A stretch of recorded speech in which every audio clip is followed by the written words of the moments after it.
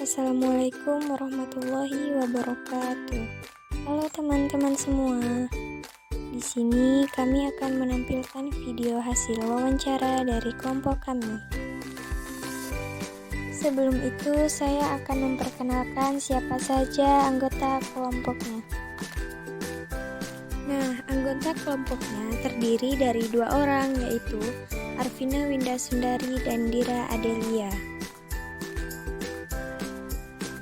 Dan jangan lupa dosen pengampu kita, yaitu Bapak Joni Iskandar SPD.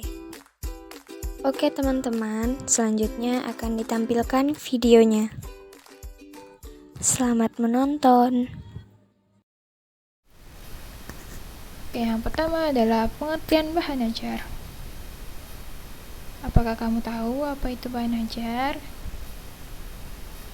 Nah, bahan ajar adalah bahan atau materi pelajaran yang disusun secara sistematis yang digunakan guru dan siswa dalam proses pembelajaran.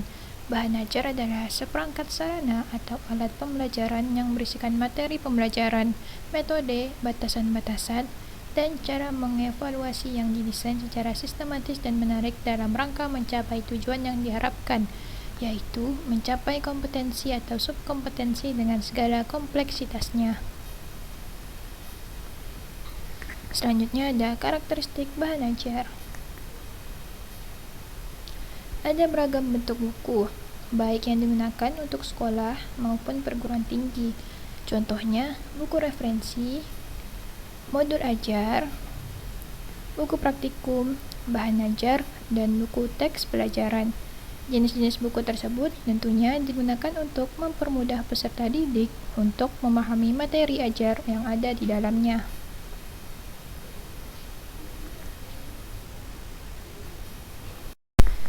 Oke, selanjutnya ada jenis-jenis bahan ajar.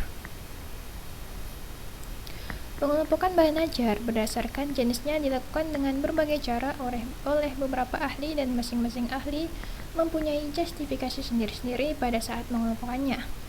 Haynes dan kawan-kawan pada tahun 1996 mengelompokkan jenis bahan ajar berdasarkan cara kerjanya. Untuk itu, ia mengelompokkan jenis bahan ajar ke dalam 5 kelompok besar, yaitu yang pertama, bahan ajar yang tidak diproyeksikan seperti foto, diagram, display, model. Yang kedua, bahan ajar yang diproyeksikan seperti slide, film strips, overhead, transparencies, proyeksi komputer. Yang ketiga, bahan ajar audio seperti kaset dan compact disc. Yang keempat, bahan ajar video seperti video dan film. Yang kelima, bahan ajar atau media komputer, misalnya Computer Mediated Instruction atau CMI, dan Computer Based Multimedia atau Hypermedia. Fungsi bahan ajar bagi guru adalah bentuk pengarahan semua aktivitasnya dalam proses pembelajaran sekaligus merupakan substansi kompetensi yang harusnya diajarkan kepada siswa. Fungsi bahan ajar bagi siswa untuk menjadi pedoman dalam proses pembelajaran dan merupakan substansi kompetensi yang harusnya dipelajari. Bahan ajar juga berfungsi sebagai alat evaluasi pencapaian hasil pembelajaran. Bahan ajar yang baik sekurang-kurangnya mencakup petunjuk belajar, kompetensi yang akan dicapai, isi pelajaran, informasi pendukung, latihan-latihan, petunjuk kerja, evaluasi dan respon terhadap hasil evaluasi. Selanjutnya adalah peran bahan ajar. Nah, peran bahan ajar di sini ada 3. Yang pertama, peran bahan ajar bagi guru. Yang kedua, peran bahan ajar bagi siswa. Dan yang ketiga, peran bahan ajar dalam pembelajaran. Baik, di sini saya akan menjelaskan tentang peran bahan ajar bagi guru. Peran bahan ajar bagi guru ini artinya guru dapat menugaskan siswa untuk mempelajari terlebih dahulu materi yang akan diajarkan serta meminta mereka untuk menjawab pertanyaan-pertanyaan yang ada di bagian terakhir setiap pokok pembahasan. Nah, sehingga setibanya di kelas, guru tidak perlu lagi menjelaskan semua materi pelajaran yang akan dibahas, tetapi hanya membahas materi-materi yang belum diketahui siswa saja. Dengan demikian, waktu untuk mengajar bisa lebih dihemat dan waktu yang tersisa dapat dimanfaatkan untuk diskusi, tanya jawab, atau kegiatan pembelajaran lainnya. Nah, yang kedua, peran bahan ajar bagi siswa. Bagi siswa, mereka dapat belajar tanpa harus ada guru atau teman siswa yang lain. Artinya, dengan adanya bahan ajar yang dirancang dan ditulis dengan urutan yang baik dan logis serta sejalan dengan jadwal pelajaran yang ada dalam satu semester, misalnya, maka siswa dapat mempelajari bahan ajar tersebut secara mandiri dimanapun ia suka. Dengan demikian, siswa lebih siap mengikuti pelajaran karena telah mengetahui terlebih dahulu materi yang akan dibahas. Dan yang terakhir, yang ketiga, peran bahan ajar dalam pembelajaran. Di sini, bahan ajar dalam pembelajaran terbagi lagi menjadi beberapa bagian. Yang pertama, pembelajaran klasikal, yang kedua pembelajaran individual, dan yang ketiga pembelajaran kelompok. Secara umum, bahan ajar dapat digunakan untuk menambah dan meningkatkan mutu pembelajaran klasikal.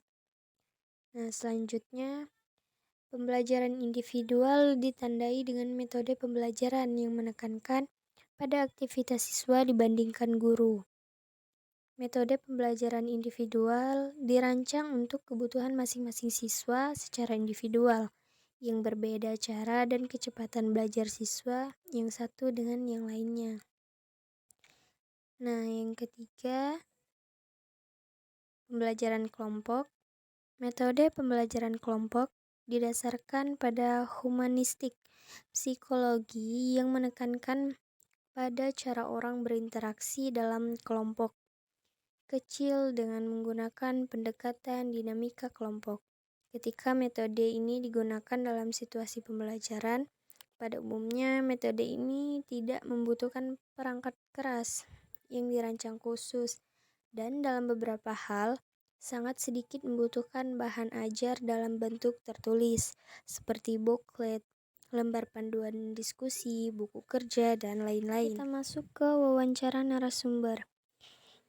Di sini, menurut narasumber yang bernama Bapak Triyono, SPD BO, dan Bapak Indra Gunawan, SPD, yang merupakan guru dari SMP 1 Tayan Hilir dan SD Negeri 17 Pontianak, mengatakan bahwa bahan ajar yang digunakan semasa pandemi COVID-19 yaitu berupa LKS, buku paket, modul, video pembelajaran, dan juga buku teks. Oke, yang pertama kita bahas tentang LKS. LKS atau lembar kerja siswa adalah materi ajar yang sudah dikemas sedemikian rupa, sehingga siswa diharapkan dapat materi ajar tersebut secara mandiri. Dalam LKS, siswa akan mendapat materi, ringkasan, dan juga yang berkaitan dengan materi. Selain itu, siswa juga dapat menemukan arahan yang terstruktur untuk memahami materi yang diberikan dan pada saat yang bersamaan siswa diberikan materi serta tugas yang berkaitan dengan materi tersebut. Selanjutnya, modul. Modul ini merupakan bahan ajar yang ditulis dengan tujuan agar siswa dapat belajar secara mandiri tanpa atau dengan bimbingan guru. Oleh karena itu, modul harus berisi tentang petunjuk belajar, kompetensi yang akan dicapai, isi materi pelajaran, informasi pendukung, latihan soal, petunjuk kerja, evaluasi dan balikan terhadap evaluasi. Nah, dengan pemberian modul, siswa dapat belajar mandiri tanpa harus dibantu oleh guru. Nah, yang terakhir adalah video pembelajaran. Video pembelajaran adalah sebuah media yang menyajikan audio visual yang mengandung materi pembelajaran yang berisikan konsep, prinsip, prosedur, teori, dan contoh terhadap suatu pengetahuan dengan harapan penonton dari video dapat memahami isi materi pembelajaran tersebut. Nah, itulah beberapa